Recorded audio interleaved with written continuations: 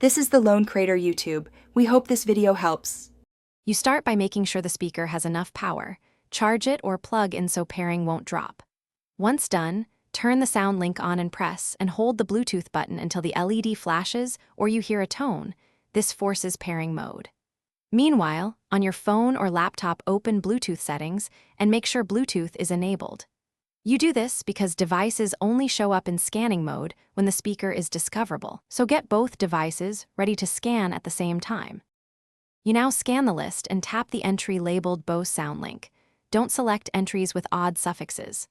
Once you tap, some systems ask for confirmation or a PIN, enter 0000 or 1234 if required, because older Bluetooth stacks use standard codes.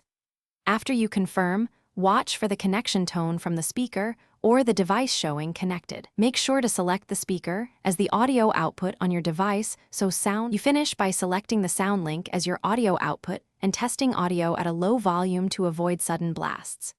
If pairing fails, make sure to reboot both the speaker and your phone or computer and remove or forget old Bose pairings to clear conflicts. This is often the fix. If problems persist, perform a factory reset on the speaker following Bose instructions, then retry pairing.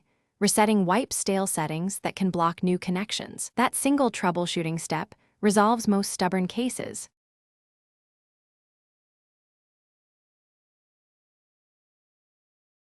Thanks for watching. Consider subscribing if we helped you.